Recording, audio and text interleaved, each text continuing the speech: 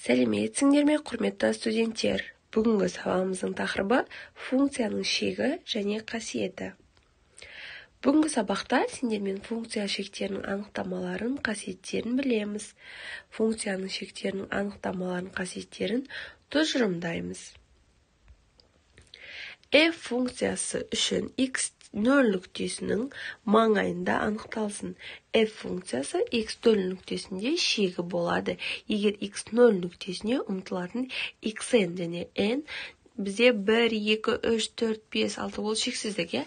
xn бізде x нөлге тең емес. Нүктелер тізбегі үшін fxn функциясы мәндерінің тізбегі a санына ұмтылса, яғни f функциясының x нөлге ұмтылғандағы x нөл нүктесіндегі шегі a-ға тең деп аталады. Және бұлай белгіленеді. Лимит дегеніміз бізде математика тілінде жазғанда шек деген. Шекті біз математика тілінде, яғни лимит деп жазамыз. Сонда бізде лимит x ұмтылғанда x нөлге fx тең a-да.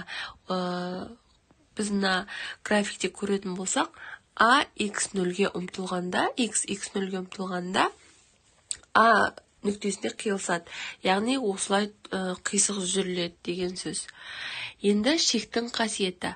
Егер fx және gx функцияларының шегі бар болса, бізде лимит x ұмтылғанда a-ға fx тең a, ал екінші лимит gx x ұмтылғанда a-ға тең b-ға тең.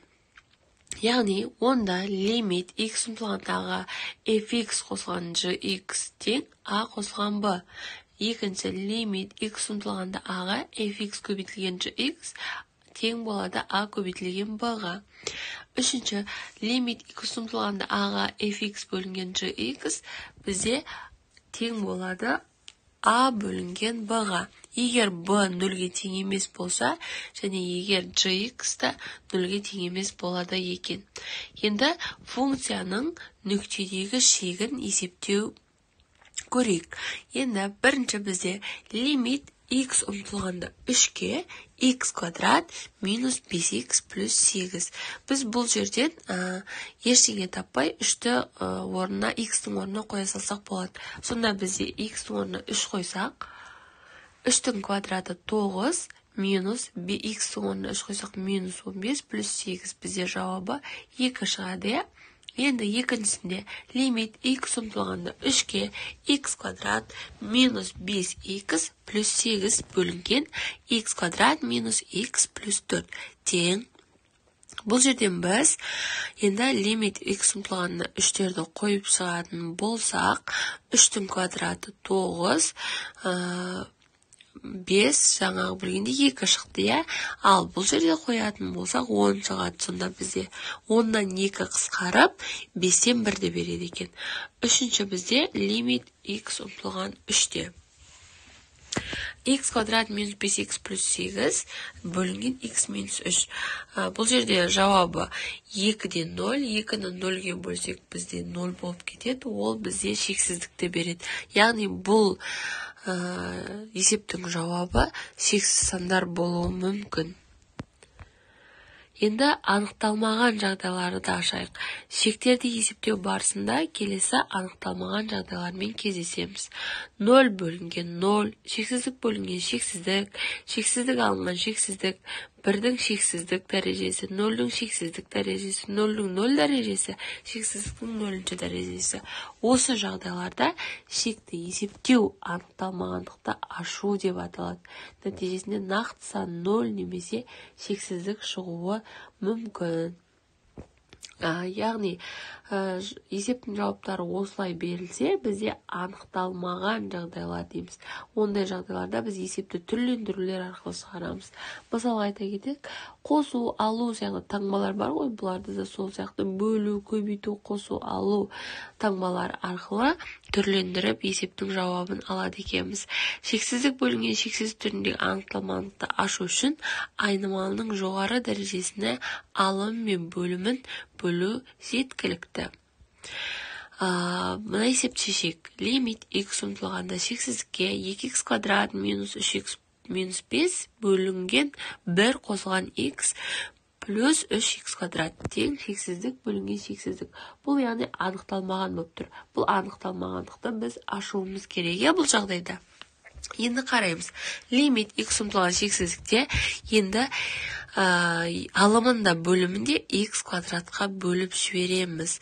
Сонда бізде 2x квадратты x квадратқа бөлеміз, минус 3x квадратты x квадратқа бөлеміз, минус 5-ті x квадратқа бөлеміз. Бөлінген 1 бөлінген x квадрат, қосылған x-ті x квадратқа бөлеміз, қосылған 3x квадратты x квадратқа бөлеміз. X квадрат пен x квадрат кетіп 2 қалады, 3 пен x пен x квадрат кетіп 3 бөлінген x қалады, минус 5x квадраттың өзі қалады. Ал енді бөлімінде 1 бөлінген x квадрат, қосылған 1 бөлінген x, қосылған 3 тең бізде 3-тен 2 болады екен. Яғни лимит x ұмтылған шексіздікте бізде 3-тен 2-ге тең. Енді мұна есепті көрейік. Лимит x ұмтылғанда минус 1-ге деп тұр, минус 1-ге. 2x квадрат минус 3x минус 5 бөлінген x плюс 1 тең 0 бөлінген 0. Енді x ұмтылғанда 1-ге, x қосылған 1 көбейтілген 2x минус 5 бөлінген x плюс 1. Енді лимит x ұмтылғанда 1 минус 1-ге 2x минус 5. Енді оны 2x минус 5-тен мына жерде x плюс 1 мен x плюс 1 қысқарып кетеді. Түсінбесеңіздер деп айтып жатқаным. Енді x-тің орнына минус 1-ді қойсақ, бізде минус 2 минус 5 минус 7 болады екен. Яғни, егер бөлшектің алым мен бөлімінде көп мүшеліктер және 0-ден бөлінген 0 түріндегі анықталмаған жағдай болса, онда оны ашу үшін бөлшектің алым мен бөлімін көбейткіштерге жүктеу керек екенбіз. Енді мұна есепте күрделілік болып тұр, 7x куб қосылған 15x квадрат плюс 9x плюс 1. 5x бөлімінде 5x 4 дәрежесі қосылған 6x квадрат минус 3x-тің минус 4. Шексіздік бөлінген шексіздік. Бұны біз x 4-ші дәрежеге бөліп аламыз. Сонда 7x куб пен x4-ті бөлсек, қанша қалады? 7 бөлінген x. Қосылған 15x квадрат пен x4-ті бөлетін болсақ, 15 бөлінген x квадрат. Қосылған 9x пен x4-ті бөлетін болсақ, 9 бөлінген x куб. Плюс 1-ді бөлінген x4-тің өз қалады екен. Астын бөлімінде 5 x4 пен x4-ті бөлетін болсақ, 5-тің өз қалады. 6x квадрат пен x4-ті бөлетін болсақ, 6 бөлінген x квадрат қалады. Минус 3x пен 3x 4-ті бөлетін болсақ, 3 бөлінген x куб. Минус 4 бөлінген x4-тің өз қалады. Бұлардың орнына, енді x-тардың орнына 0-ді қоятын болсақ, бізде жауабы 0 шығады екен. Енді мұна есепте 2x квадрат минус 3x минус 5 бөлінген x плюс 1-ді шексіздік бөлінген шексіздік. Бұл анықталмаған жағдай, бұның жауабын шешеміз. Көріп тұрғандарында алдың есептелердегідей x квадратқа бөліп жібереміз. Сонда бізде 2 минус 3 бөлінген x минус 5 бөлінген x квадрат бөлімінде 1 бөлінген x қосылған 1 бөлінген x квадрат қалады екен. x-тардың орнынан 0 қойып жібереміз. Сонда бізде шексіздіктің өзі шығады.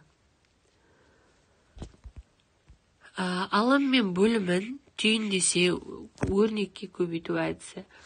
Енді егер бізде формулалар бар еді, жаңа көрсетілгендей бірінші саннан екінші санның қосындысы мен көбейтіндісінің айырымының көбейтіндісіне тең. Бұл жерде де егер бөлшектің алымы мен бөлімінде иррационал өрнек болса, одан құтылу үшін бөлшектің алымы мен бөлімін түйіндес өрнекке көбейтуіміз керек. Яғни мына жерде x түбірасты да x қосылған 6 минус түбірастында 10x минус 21 бөлінген 5x минус 5. Бұл жерде енді біз 5 лимит x ұмтылғанда 3-ге x түбірасты 6 қосылған минус түбірастында 10x минус 21 көбейтілген. Түбірастында x қосылған 6 қосылған түбірасты 10x минус 21. Енді 5x минус 5 көбейтілген түбірасты x 6 қосылған түбір асты 10x та 21. Осыларды көбейтіп шығарамыз. Сонда бізде жауабы лимит x қосылған 6 минус 10x плюс 21 бөлінген 5x минус 5. 15 көбейтілген түбірасты x қосылған 6 қосылған түбірасты 10x минус 21 тең. Лимит x ұмтылғанда 3-ке. Енді осы жерден біз x-тарын бөлек, сандарын бөлек жинасақ, 10x-тан x минус 9x қосылған 27. 21-ме 6 қосылады. Астының өзі жазылады. Енді осы жерден 6-дан 1-ді біз сандарды былай жіктейтін болсақ, 6-дан 1 лимит x ұмтылған 3-те минус 9x қосып минус 3 бөлінген 5x минус 3 тең. X минус 3 пен x минус 3 кетеді. Сонда минус 9-дан бөлінген 5 қалады.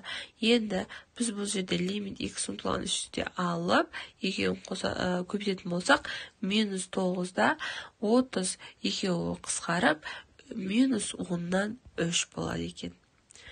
Енді тамаша шектер. Тамаша шек дегеніміз бірінші бізде формуласы лимит x ұмтылғаннан 0-ге синус x бөлінген x тең 1. Екінші тамаша шек лимит x ұмтылғанда шексіздікке жақша ішінде 1 қосылған 1 бөлінген x жабылып x дәрежелі болады тең лимит x ұмтылғанда 0-ге жақша ішінде 1 қосылған x-тің 1 бөлінген x дәрежесі бізде еге тең. Біз сабағымызды аяқтадық. Сендермен шекті қайталадық. Шекте есептерді шығардық. Дәрежелерін енгізуде үйрендік. Шектің анықталмаған және анықталған күйін түрлендірулер арқылы жауабы бір нүктеде қиылысатын, яғни жауабы бір болып шығатынын дәлелдедік. Бүгінгі сабағымыз аяқталды. Ендігі сабақта кездескенше.